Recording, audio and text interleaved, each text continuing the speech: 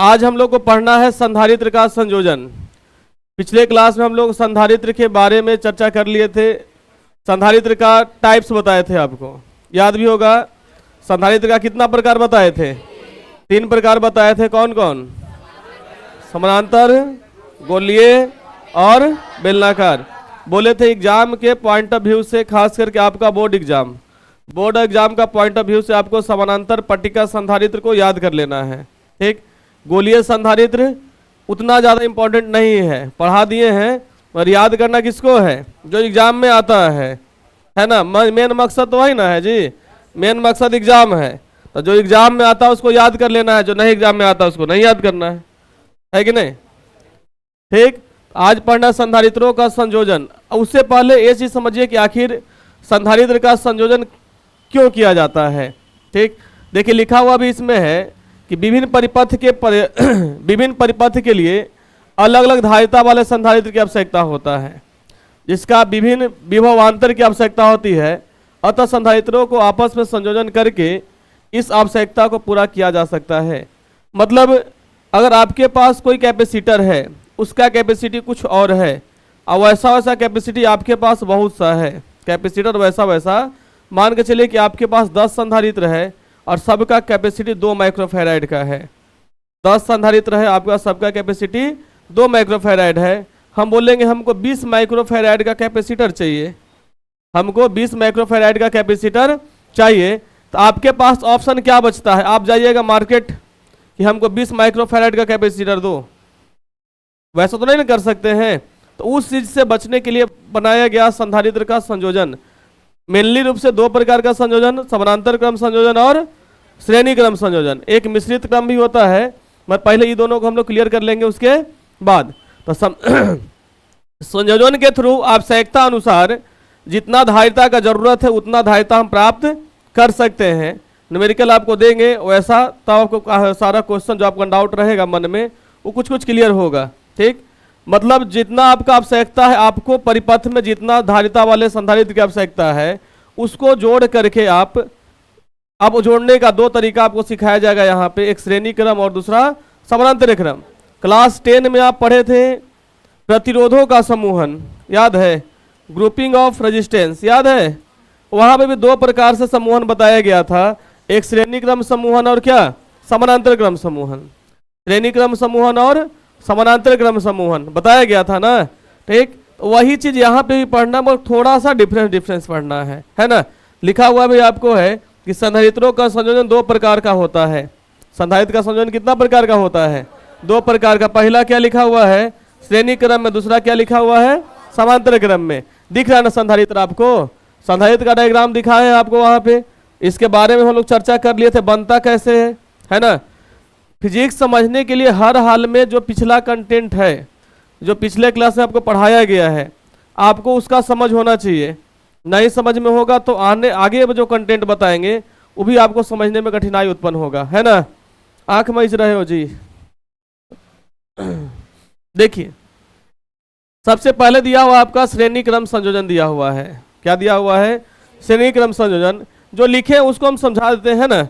दिया हुआ है आपको, यदि 2 संधारित्रों को इस तरह से जोड़ा जाए कि पहले संधारित्र की दूसरी प्लेट दूसरे संधारित्र की पहली प्लेट से जुड़ा हुआ हो, इसी प्रकार दूसरी संधारित्र की दूसरी प्लेट तीसरी संधारित्र की पहली प्लेट से जुड़ा हुआ हो, और इसी प्रकार अन्य संधारित्र भी जुड़े हुए हो, तो इस प्रकार के संयोजन को हम लोग क्या कहते हैं?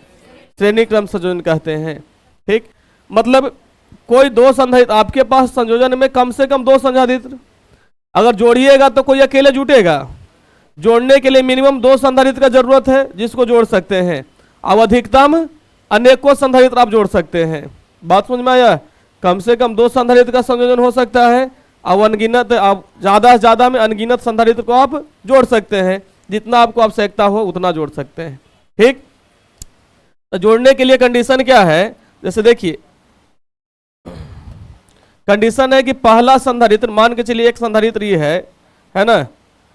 2 प्लेट होता संधारित्र में ना, है? याद है? इस पे प्लस, एक पर कौन सा आवेश? धन आवेश, दूसरा पर ऋण आवेश, है ना। एक संधारित्र ये हो गया, इसका हम नाम दे दिए ए, है ना। दूसरा संधारित्र फिर है, दूसरा संधारित्र का नाम क्या दे दिए, बी।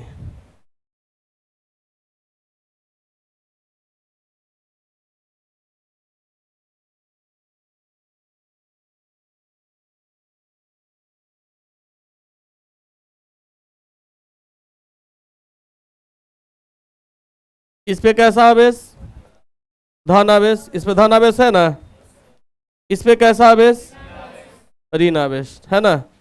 एक और संधारित्र है,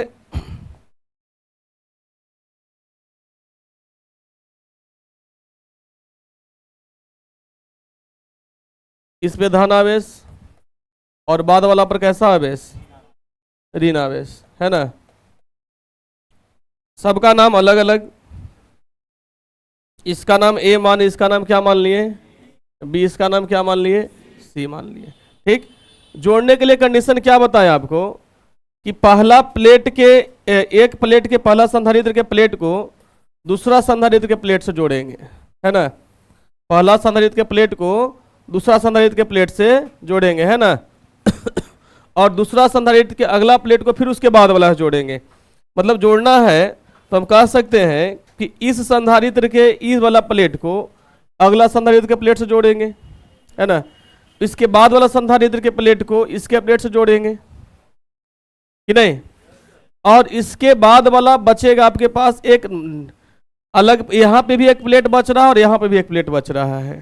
ठीक, तो यहाँ पे हम लोग सोर्स ऑफ चार्ज दे देते हैं, इस प्लेट को क्या दे देंगे हम, यहाँ आपको मान के चलिए कि यहाँ से हम सोर्स ऑफ चार्ज दे रहे हैं प्लस क्यू, इस पॉइंट से यहाँ से आपका आवेश दिया गया।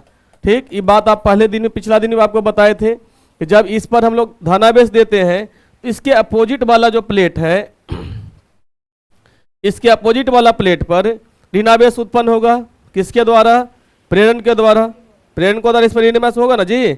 इसके बाद फिर इस पर धनावेश इस तरह चलते रहेगा। और ई वाला हम प्लेट को धरती से कनेक्ट कर दिए, अर्थ से, किससे कनेक्ट किया हम इसको, अर्थ से कनेक्ट कर दिए। बात समझ में आया, लास्ट वाला प्लेट को किससे कनेक्ट कर दिए, अर्थ से। अब तीन प्लेट है, तीनों का धारिता भी अलग अलग होगा, प्लेट तीन है तो सबका धारिता भी अलग अलग, क्योंकि जोड़ने के लिए इक्वल भी हो सकता है और अलग अलग भी हो सकता है, मगर यहाँ पे हम लोग इक्वल को नहीं अलग अलग को शो करते हैं, है ना। सबका धारिता अलग अलग मान लेते हैं। इसका धारिता मान लेते हैं C1, इसका धारिता कितना, इसका धारिता कितना मान लेते हैं, इसका धारिता, संधारित्र की धारिता को सूचित किससे किया जाता है, C से। तो एक का C1, दूसरा का C2, तीसरा क्या हो जाएगा, C3 हो जाएगा। आप बताइएगा हमको कि जब एक यही फैक्ट आपको याद रखना है कि जब श्रेणी क्रम में जुड़ा हुआ रहेगा तो सारा संधारित्र का विभवांतर अलग अलग होगा। जब श्रेणी क्रम में जुड़ा हुआ रहेगा तो टोटल संधारित्र का विभवांतर अलग अलग हो। इसका V1 हो जाएगा, इसका क्या हो जाएगा, V2 हो जाएगा, और इसका क्या हो जाएगा, V3 हो जाएगा। यहाँ भी आवेश आपका प्लस क्यू, यहाँ पे क्या हो जाएगा, यहाँ पे प्लस क्यू, तो यहाँ क्या हो जाएगा, यहाँ पे प्लस क्यू, तो यहाँ क्या हो जाएगा, माइनस क्यू हो जाएगा। कोई दिक्कत यहाँ तक नहीं ना। ये बात आपको याद रखना है कि जब भी संधारित्र को श्रेणी क्रम में जोड़ते हैं, जब संधारित्र को श्रेणी क्रम में जोड़ते हैं तो प्रत्येक संधारित्र पर आवेश का मान इक्वल होता है। प्रत्येक संधारित्र पर आवेश का मान क्या होता है, इक्वल होता है, जबकि विभव सबका अलग अलग होता है। विभव सबका क्या होता है, अलग अलग होता है। अब हमको निकालना है कुल धारिता, निकालेंगे कैसे, है ना। देखिए लिखा हुआ है ना कि इस संयोजन में सभी प्लेटों पर आवेश का मान एक समान होता है। इस संयोजन में सभी प्लेटों पर आवेश का मान एक समान होता है, ये बात ध्यान में रखना है, ठीक ना। जब समांतर श्रेणी क्रम संयोजन होगा तो आवेश का मान क्या होगा आपका, एक समान होगा। जबकि इसके विपरीत देखते हैं हम तो देख लिखा हो ना, क्योंकि चित्रानुसार पहले संधारित्र की पहली प्लेट को बैटरी के धन सिरे से इस प्लेट पर धनावेश आ जाता है। अब प्रेरण प्रभाव के कारण इस प्लेट की द्वितीय प्लेट पर भी उतना ही ऋणावेश आएगा। बताए थे, अब जब संधारित्र का संरचना हम लोग पढ़ रहे थे तो संरचना में चीज बताया गया था, आपको बताया गया था ना कि अगर कोई भी संधारित्र बनता तो संधारित्र पर नेट आवेश, कुल आवेश संधारित्र का कितना होता है, बताए थे ना। ऑब्जेक्टिव पूछ सकता है किसी भी संधारित्र का कुल आवेश का मान क्या होता है, कितना होता है, किसी भी संधारित्र की कुल आवेश का मान 0 होता है।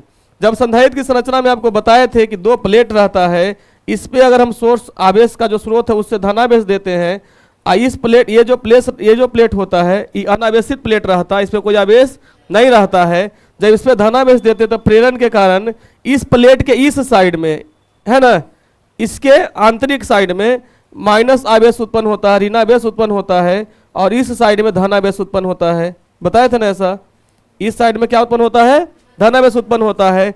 और इस वाला पार्ट को हम कनेक्ट किए थे अर्थ से, याद है? इसको अर्थ से कनेक्ट करने के बाद बोले थे कि अर्थ का जो इलेक्ट्रॉन है उसको निष्फल कर देता है। फाइनली एक पर धनावेश और एक पर क्या बच जाता है, ऋणावेश बच जाता है। ये चीज आपको याद होना चाहिए। अभी ना बताएं कि जो पिछला क्लास का कॉन्सेप्ट होता है हर हाल में याद रहेगा तो ज्यादा समझ में आएगा, है ना। उसके बाद फिर क्या दिया आपको कि फिर से ऋणात्मक आवेश से द्वितीय संधारित्र कि प्रथम प्लेट पर प्रेरण प्रभाव के कारण समान मात्रा में धनावेश आ जाता है। यह क्रम अंत तक चलते रहता है। अंत तक मतलब समझ में आ रहा है, जितना संधारित्र को आप जोड़े हैं सब में यही प्रोसेस चलते रहता है। अंतिम संधारित्र की द्वितीय प्लेट को बैटरी के ऋण ध्रुव से जोड़ दिया जाता है। अगर हम सोर्स ऑफ करंट में बैटरी यूज करेंगे तो ठीक, हम यहाँ पे आपको पिछला डायग्राम में हम दिखाए थे आपको अर्थ से, तो इसके जगह अगर हम बैटरी यूज करते हैं, अगर यहाँ पे कहीं कहीं में डायग्राम में आपको दिखेगा तो बैटरी यूज कीजिएगा, तो यहाँ से इस टर्मिनल को ऐसे निकालना है और यहाँ पे बैटरी का सोर्स आपको दिखाना पड़ेगा, और यहाँ से ऋणात्मक आवेश इस प्लेट से फिर आपका जुड़ जाएगा। ठीक, बात समझ में आया? अगर स्रोत आवेश के रूप में बैटरी का यूज करते हैं, तब स्रोत आवेश के रूप में बैटरी का यूज करेंगे तो यहाँ इसका विभव जो प्लस वाला है धनावेश इधर देगा, अब माइनस वाला फिर ऋणात्मक टर्मिनल के साथ वो जुड़ जाएगा। ठीक, इस कंडीशन में बैटरी का विभवांतर को हम क्या मान लेंगे, विभव को भी मान लेंगे, कैपिटल भी। कोई दिक्कत यहाँ तक? डायग्राम समझ में आ गया? ठीक, तो आपको ये बात याद रखना है कि श्रेणी क्रम में हर एक असंधारित्र पर धनात्मक आवेश रहता है और एक समान बराबर मात्रा में रहता है। श्रेणी क्रम में प्रत्येक संधारित्र पर आवेश का मान क्या होता है, समान होता है, जबकि विभव का मान अलग अलग होता है। ठीक ना, हमको निकालना क्या है, परिणामी धारिता निकालना है। लिखा है ना कि माना कि चित्रानुसार 3 संधारित्र है। कितना संधारित्र है चित्र में? 3 संधारित्र है, जिसकी धारिता C1 C2 और C3 है। धारिता C1 C2 और क्या है, C3 है। सभी संधारित्रों पर समान आवेश Q उपस्थित है, जो हम बोले अभी वही चीज लिखा हुआ है ना। तथा माना कि प्रत्येक संधारित्र पर विभवांतर का मान क्रमशः V1 V2 और V3 है। इसका मतलब यह हुआ कि विभवांतर का मान सबका अलग अलग है, विभव का मान सबका क्या है, अलग अलग है। अब अलग अलग विभव को हम लोग क्या माने हैं, V1 V2 और V3 माने हैं, है ना। और इस स्थिति में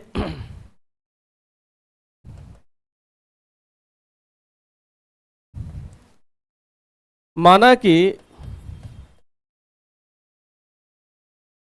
संयोजन के बाद का कुल धारिता CS है। CS का मतलब समझ में आया? C कैपेसिटी को डिनोट करता है, S का मतलब सीरीज होता है। ठीक ना, और सीरीज को हम लोग हिंदी में श्रेणी क्रम कहते हैं ना। ठीक, तो CS का मतलब हुआ श्रेणी क्रम संयोजन, या तो श्रेणी क्रम संयोजन के बाद संधारित्र की धारिता। ठीक, अब देखिए विभव, कुल विभव कितना दिया है आपको, कुल विभव भी दिया है ना जी। तो पहले संधारित्र का विभव क्या हो जाएगा, पहले संधारित्र का विभव क्या होगा आपको,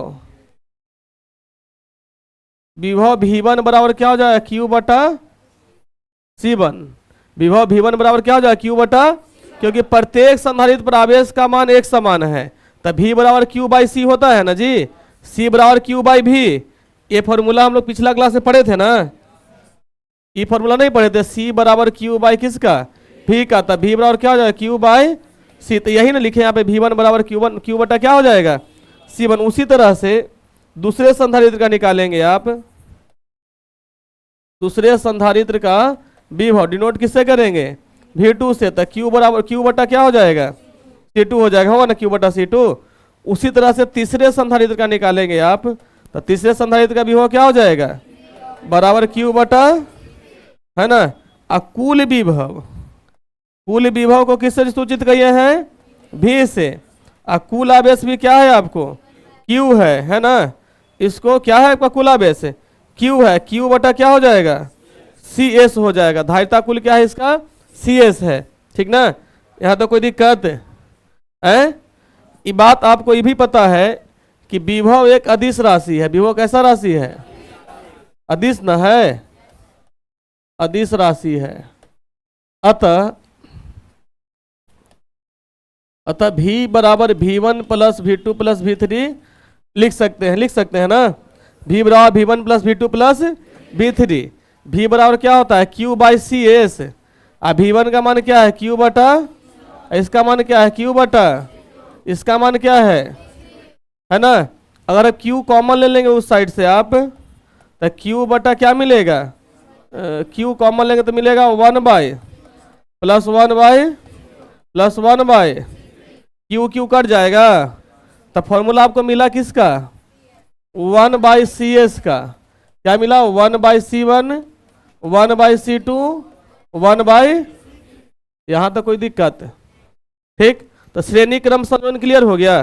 तो यहाँ पे कुछ कुछ इंपॉर्टेंट फैक्ट है, ठीक। लिखा हुआ है कि इसे श्रेणी क्रम में संधारित्र की कुल धारिता CS कहते हैं। यहाँ पे क्या कहेंगे, CS कहेंगे। हम निष्कर्ष निकाल सकते हैं कि श्रेणी क्रम की कुल धारिता का मान, कुल धारिता का व्युत्क्रम सभी संधारित्रों के अलग अलग धारिताओं के व्युत्क्रम के योगफल के क्या होता है, बराबर होता है। मतलब वही ना फॉर्मूला लिखा हुआ है कि कोई भी संधारित्र का संयोजन जब श्रेणी क्रम में हम लोग करते हैं तो उसका कुल धारिता का जो मान होता है वह सभी संधारित्रों के अलग अलग व्युत्क्रमों के योगफल के क्या होता है, बराबर होता है, ठीक। उसके बाद लिखा गया है श्रेणी क्रम संयोजन की तुल्य धारिता का मान परिपथ में उपस्थित सबसे कम धारिता वाले संधारित्र से भी कम प्राप्त होता है। मतलब दूसरा भाषा में इसको ऐसे हम 2-3 को पॉइंट लिखते हैं, उसको आप ध्यान दीजिएगा, ठीक ना। इसका कुछ परिणाम है, कुछ परिणाम क्या है श्रेणी क्रम संयोजन का, ये बात याद रखिएगा। इसका उपयोग किया जाता है कम धारिता प्राप्त करने के लिए। इसका उपयोग किस लिए किया जाता है, कम धारिता प्राप्त करने के लिए उपयोग किया जाता है। जितना परिपथ, जितना आपके पास संधारित्र है, मान के चलिए कि 2, 3, 4 माइक्रो,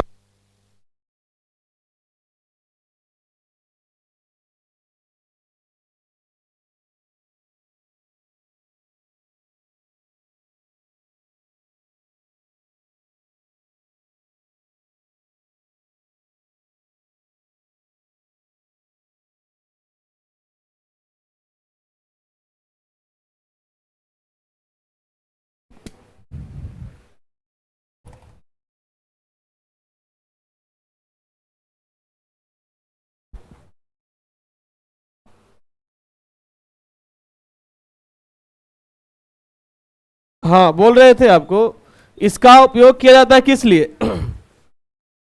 जितना परिपथ में संधारित्र का उपयोग किए हैं उस सभी संधारित्र की धारिता से भी कम धारिता प्राप्त करने के लिए।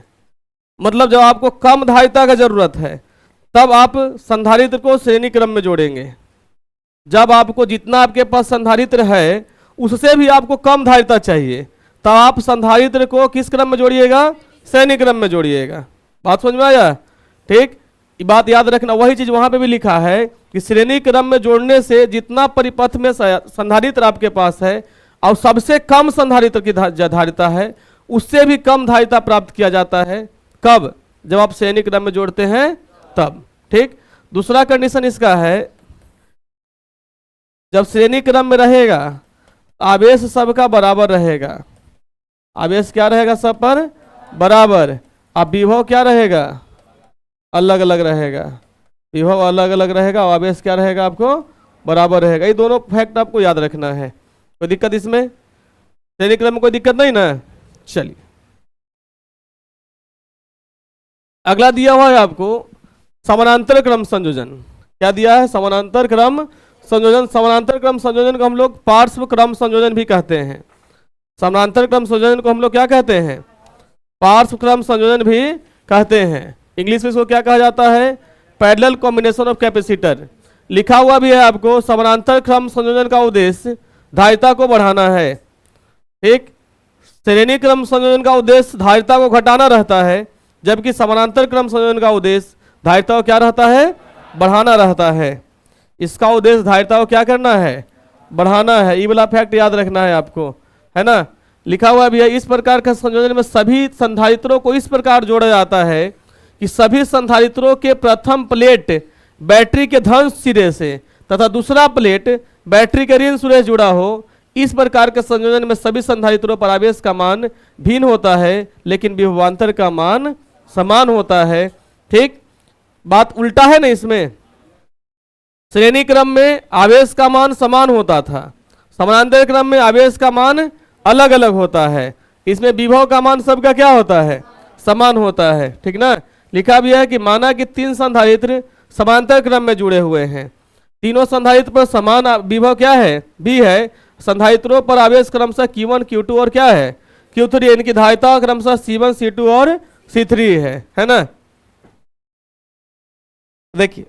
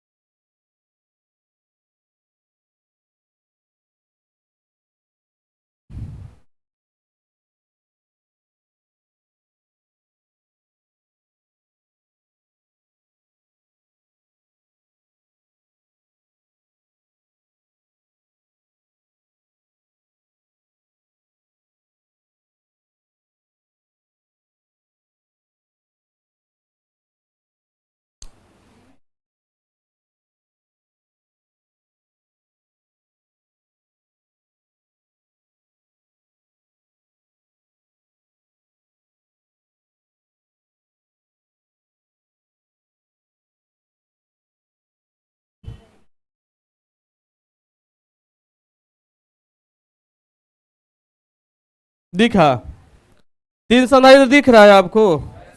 ठीक, एक का नाम क्या रखे, ए, दूसरा क्या नाम रख दिए, बी, तीसरा क्या नाम रख दिए। सबका धारिता अलग अलग, सबका धारिता का मान, इसका धारिता C1, इसका धारिता C2 और इसका धारिता C3। हम क्या बोले कि जब श्रेणी क्रम में जुड़ा हुआ हो, सॉरी समानांतर क्रम में जुड़ा हुआ हो, तो सारा का एक प्लेट को धनावेश से प्रथम प्लेट को और दूसरी प्लेट को किससे, ऋणावेश से, किसका, बैटरी के ऋण टर्मिनल से जोड़ देते हैं। अगर सोर्स के रूप में, आवेश का स्रोत के रूप में बैटरी का यूज कर रहे हैं तब। ठीक इस कंडीशन में सबका विभव का मान क्या होता है, सबका विभव का मान, आवेश का मान अलग अलग। तो इस पर Q1 Q2, इस पर क्या हो जाएगा Q3, जबकि विभव सबका मान क्या है आपका, इसका भी है, इसका भी है, इसका भी क्या है, भी है ना।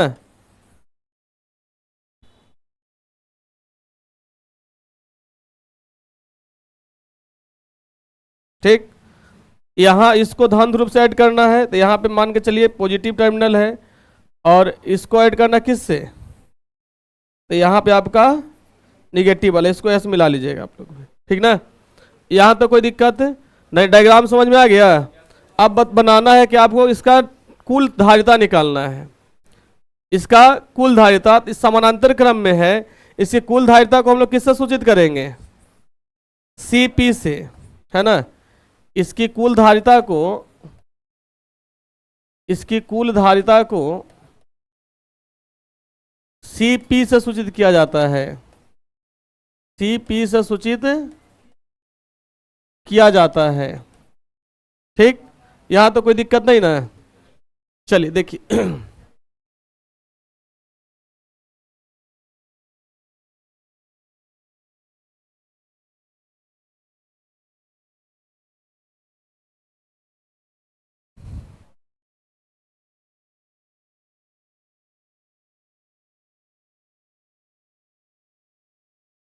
पहले संधारित्र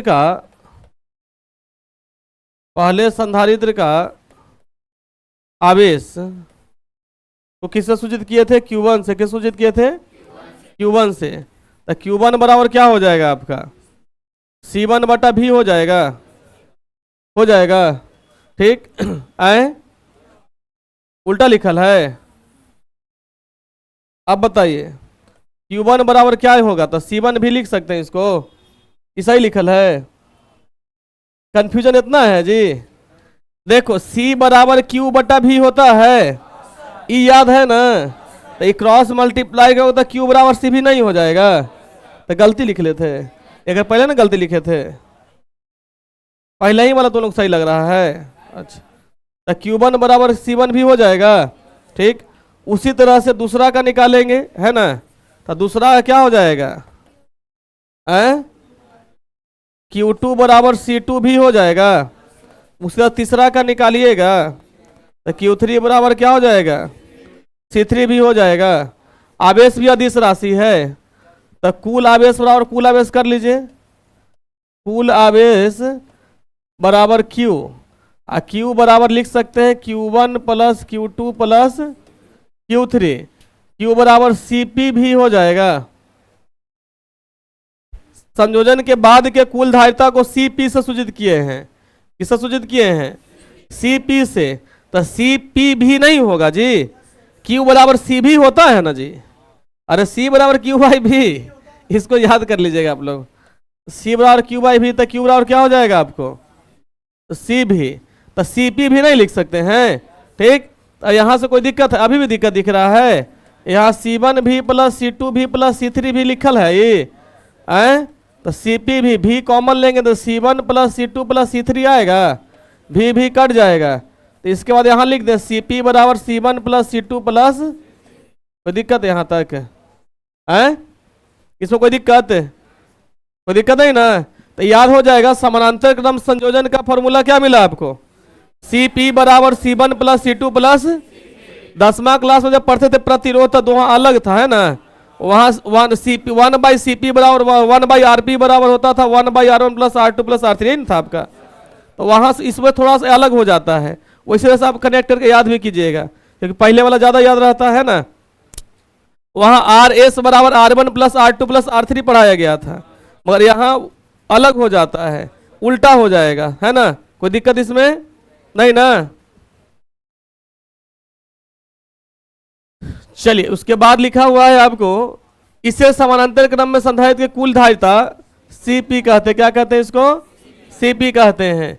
अतः सूत्र से यह निष्कर्ष निकाल सकते हैं कि समानांतर क्रम में जुड़े संधारित्र की तुल्य धारिता सभी संधारित्रों की धारिता के योगफल के क्या होता है, बराबर होता है, ठीक। समांतर क्रम में कुल धारिता का मान संयोजन में सबसे अधिक धारिता वाली संधारित्र की धारिता से भी क्या होता है, अधिक होता है। अगर आप समानांतर क्रम में जोड़ रहे हैं, आपके पास जितना भी संधारित्र है, तो सबसे अधिक धारिता वाला संधारित्र से भी संयोजन के बाद प्राप्त धारिता का संधारित्र का धारिता अधिक होगा, ठीक। अभी हम बोले कि संधारित्र में श्रेणी क्रम संयोजन किया जाता है कम धारिता प्राप्त करने के लिए, समानांतर क्रम संयोजन किया जाता है अधिक धारिता प्राप्त करने के लिए। क्या विषय, मुस्कुरा रही हो, है ना, ठीक। श्रेणी क्रम संयोजन में प्रत्येक संधारित्र पर विभव का मान अलग अलग होता है, जबकि आवेश का मान समान होता है। आवाज आप लोग को नहीं निकल रहा है, हाँ कि नहीं है। छठ पूजा आप लोग फास्टिंग है, छठ पूजा आज स्टार्ट है, कहना से स्टार्ट है, आज से। आज नहाए खाए तो ऐसे बिना नहीं खाता है जी,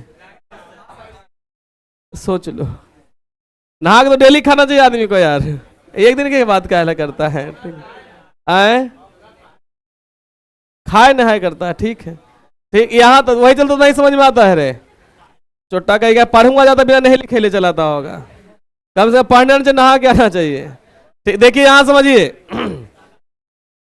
ये सब बात समझ में ज्यादा आता है ना, जो चीज समझना जो नहीं समझेगा, इस सब का टॉपिक का एग्जाम में यूज करेगा कोई जी, कोई एग्जामिनर पूछता है कि आप नहा के खाते हैं, खा के नहाते हैं, उसका मतलब औचित्य यही है कि नहा के खाइए या तो खा के नहाइए, मगर नहा लीजिए दिन भर में एक बार, काफी है ना। नहाने का मतलब ही नहीं होता है कि पूजा करना है, नहाने का मतलब है कि शरीर साफ सुथरा रहेगा, बैक्टीरिया वायरस थोड़ा कम जाएगा। ऐसे तो नहला के बाद रहबे करेगा, मगर कम जाएगा नहला के बाद। बैक्टीरिया वायरस नहा से पूरा खत्म नहीं हो जाता है, बचता है मगर कम बचता है ना। हाँ, एग्जाम में आएगा समानांतर क्रम संयोजन से क्या समझते हैं, श्रेणी क्रम संयोजन से क्या समझते हैं, इससे रिलेटेड न्यूमेरिकल रहता है, ठीक ना, इसको प्रैक्टिस करना है। ठीक, ये आप यहाँ तक दोनों कंप्लीट करने के बाद आपके माइंड में एक ही चीज याद रहना चाहिए कि जब श्रेणी क्रम संयोजन किया जाता है तो श्रेणी क्रम संयोजन इसलिए किया जाता है ताकि कम धारिता प्राप्त हो, या ऐसे भी कह सकते हैं कम धारिता प्राप्त करने के लिए श्रेणी क्रम संयोजन किया जाता है और अधिक धारिता प्राप्त करने के लिए समांतर क्रम संयोजन किया जाता है।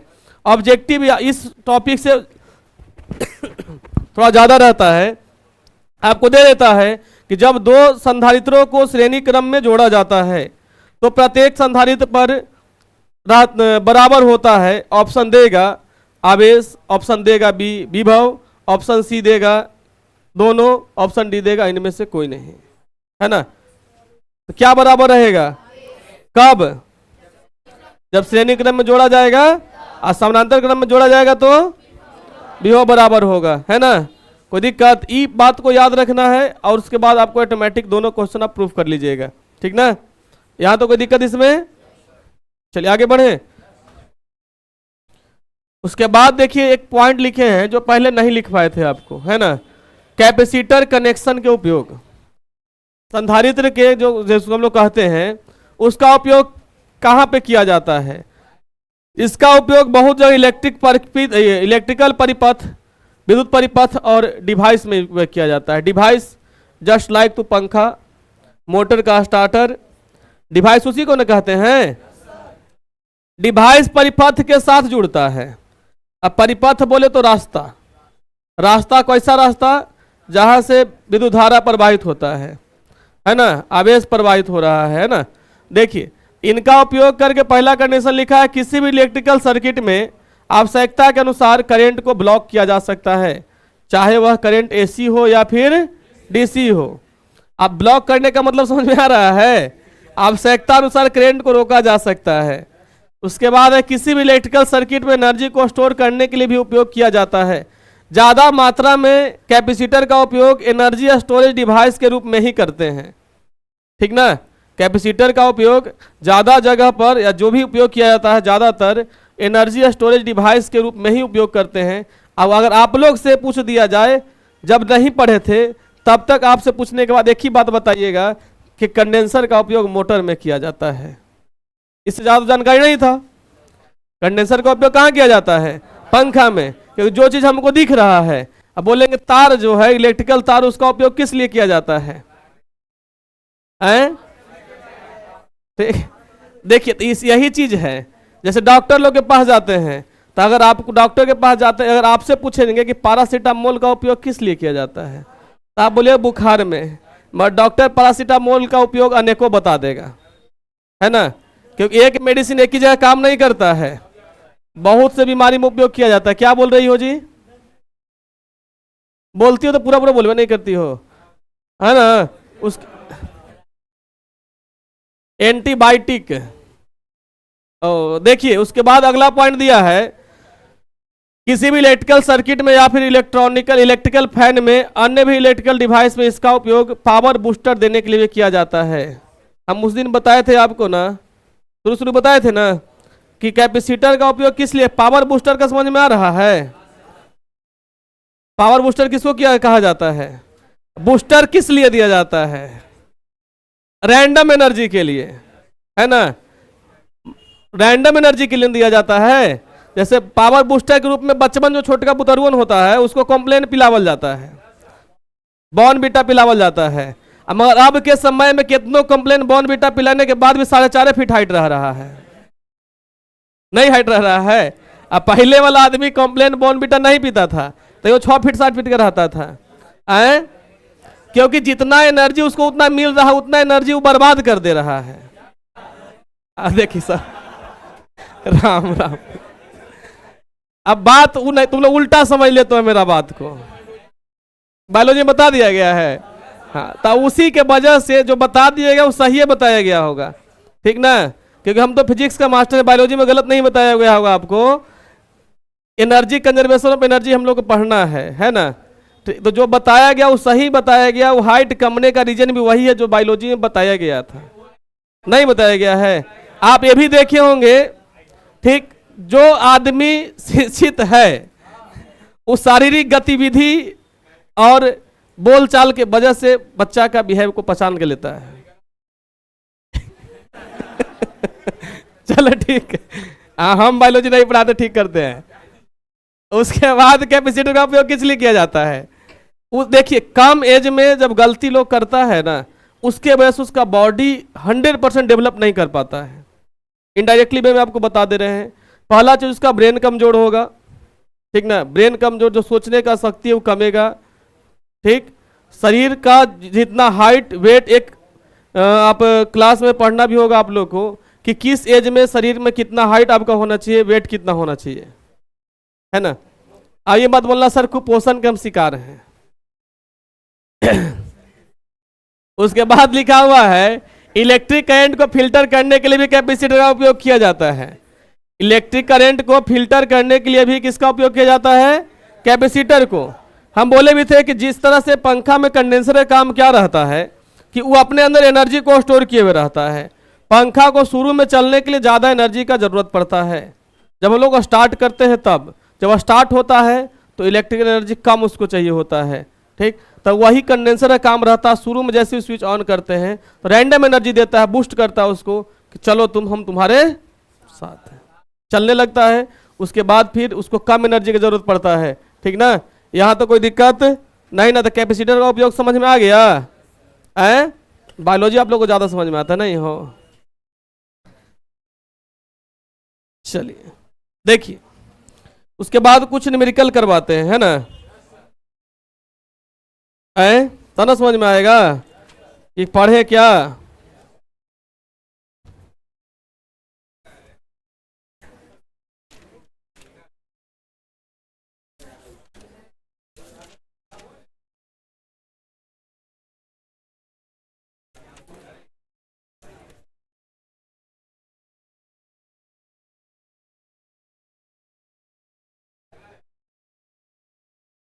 देखिए, दो संधारित्र है, दो संधारित्रों का जिसकी धारिता 6 माइक्रोफैराड तथा 12 माइक्रोफैराड है।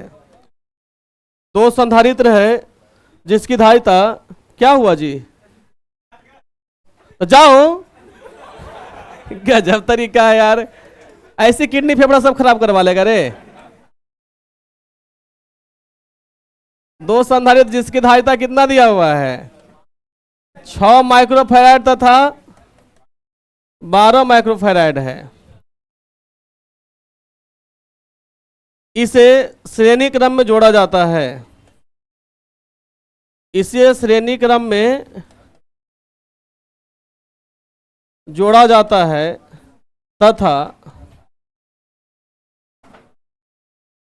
तथा इसके साथ 12 वोल्ट का भी जो बैटरी है उसको लगा दिया जाता है। तथा इसके साथ 12 वोल्ट के बैटरी को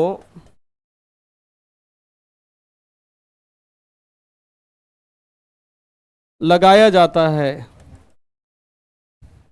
तो संधारित्र का कुल आवेश क्या होगा? कुल आवेश क्या होगा? ठीक, आपको दिया हुआ है दो संधारित्र दिया है, एक का धारिता 6 माइक्रोफैराड, दूसरा का धारिता 12 माइक्रोफैराड। उसको 12 वोल्ट का बैटरी से जोड़ा गया है। ठीक, बदमाशी अभी कीजिएगा ना जी, हमको दिख रहा है आप लोग का बदमाशी। अभी मत न पढ़, बिल्कुल मत पढ़ना। अभी श्रेणी क्रम में जोड़ा गया है ना, इस तरीका से होगा। श्रेणी क्रम यही ना है? ठीक, श्रेणी क्रम है ना, ये कोई दिक्कत नहीं ना, कंफर्म ना? कैसे थोड़ा सा छोटा कर दिया है इसका साइज। जब डायग्राम बनाया तो वहां पे बड़ा वाला डायग्राम था, है ना। इसका धारिता कितना? 6 माइक्रोफैराड। इसका धारिता कितना? 12 माइक्रोफैराड, है ना। इसको जोड़ा गया है किसके साथ? बैटरी के साथ जोड़ा गया है। बैटरी का मान कितना दिया है? बैटरी का मान दिया है 12 वोल्ट दिया है। कोई दिक्कत यहां तक? इसको C1, इसको क्या मान लोगे? C2। संधारित्र का संयोजन करने के बाद आप हमको बताइए, जब श्रेणी क्रम में है इस पर विभव अलग है कि आवेश अलग है? आवेश अलग है। विभव अलग है ना जी, कंफर्म। आए, श्रेणी क्रम के लिए क्या अलग होता है? विभव, आवेश।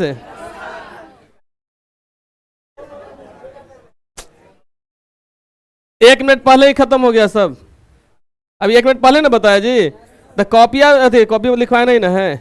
श्रेणी क्रम संयोजन जब था, ठीक, तो आपको पता होना चाहिए श्रेणी क्रम संयोजन में विभव सबका अलग अलग है, आवेश सबका एक समान है, ये ना दिया था, ठीक। आवेश सबका एक समान मतलब कुल आवेश इसका क्या मान लेते हैं हम?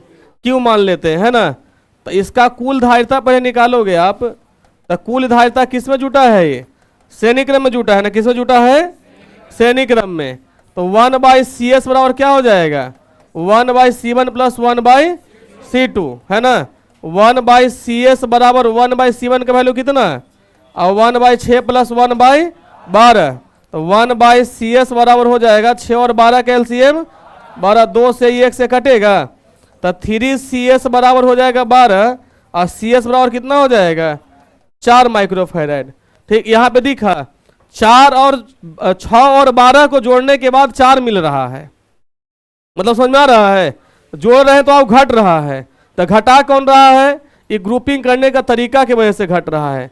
कभी ऐसा होगा कि 6 प्लस 12 बराबर 4 आएगा? नहीं, कैसे होगा? होगा कब? जब श्रेणी क्रम में जोड़ेंगे तब। तो आप जब हम क्वेश्चन वहां पे थ्योरी बता रहे थे, बताए भी थे आपको कि श्रेणी क्रम में जब भी जोड़िएगा तो आपका रिजल्ट जो आएगा दिए गए संधारित्र की धारिता के मान से कम आएगा।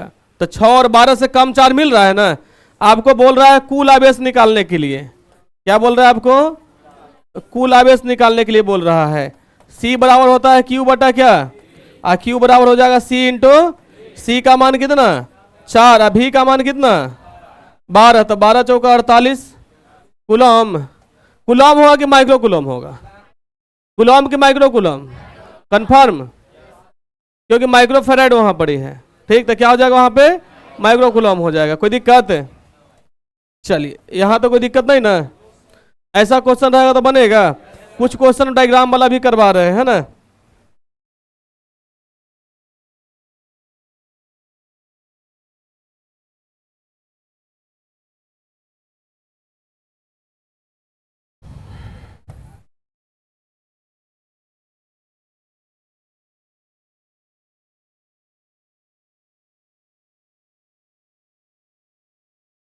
देखिए, पहला क्वेश्चन दिया हुआ है, इसके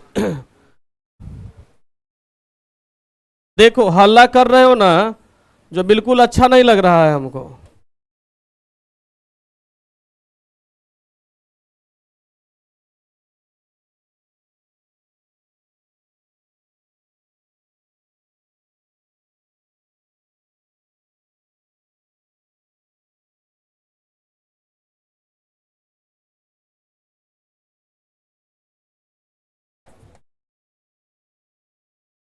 ठीक, देखिए सबसे पहला इस डायग्राम में आइए।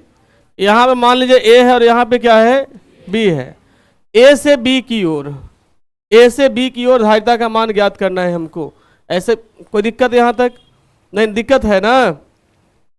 अलग कर, क्या दिक्कत हो रहा है? देखिए सबका धारिता कितना दिया है? 4, 4 और 4। विभव सबका एक समान होगा? अलग अलग विभव होगा ना जी। ठीक, अलग अलग विभव सबका होगा। किस क्रम में जुड़ा हुआ है? श्रेणी क्रम में जुड़ा हुआ है। तो श्रेणी क्रम में कुल प्रतिरोध क्या होता है? कुल धारिता क्या होता है? 1/4 प्लस 1/4 प्लस 1/4 एलसीएम लेंगे।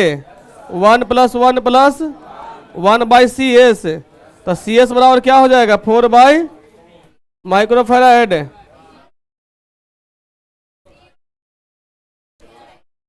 कहने बोल रहे हो 3/4 सही है? गलती नहीं लिखे हैं? एलसीएम लेंगे, क्रॉस मल्टीप्लाई करेंगे तो 4/3 आएगा। ठीक ना, 3/4 नहीं आएगा। देखिए उसके बाद इसमें आइए, यहाँ इसका डायग्राम को यहाँ बना रहे हैं हम। यहाँ से देखिए ब्रांच बदल गया, ई अलग ई अलग, इसका आवेश अलग इसका आवेश अलग। किस क्रम में जुड़ा हुआ है? समानांतर क्रम में जुड़ा हुआ है। देखो एक ही पॉइंट से जब जुड़ेगा तो उसका वोल्टेज सेम रहेगा। एक ही पॉइंट से जुड़ेगा तो उसका वोल्टेज क्या रहेगा, सेम रहेगा। एक ही पॉइंट सी भी है, एक ही पॉइंट सी भी है, दोनों का वोल्टेज सेम है, आवेश दोनों का अलग अलग है। तो जब अलग अलग आवेश है तो कौन सा क्रम, श्रेणी क्रम, समांतर क्रम। समांतर क्रम में जोड़ना तो और आसान है, 2 + 2 बराबर कितना हो जाएगा, 4 माइक्रोफैराड हो जाएगा।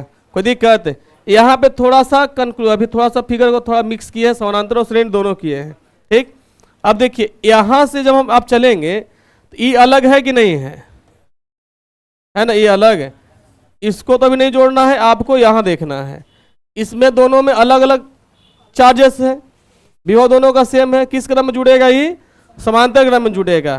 तो 1 + 1 बराबर कितना आ जाएगा, ये 2 माइक्रोफैराड आएगा। तो हम कह सकते हैं ये दोनों के जगह पे 2 माइक्रोफैराड का कैपेसिटर लगा सकते हैं, ये दोनों के जगह पे 2 माइक्रोफैराड का कैपेसिटर लगा सकते हैं, ठीक। अब ये दोनों फिर किस क्रम में जुड़ गया, श्रेणी क्रम में जुड़ गया। तो 1/CS बराबर 1/2 + 1/2 बराबर कितना हो जाएगा, 2 LCM 2 + 1 + कितना, तो CS का वैल्यू कितना हो जाएगा, 1 माइक्रोफैराड हो जाएगा। कोई दिक्कत इसमें, दिक्कत इसमें नहीं ना। इस तरीका का और भी क्वेश्चन करवाएंगे आपको अगला क्लास में।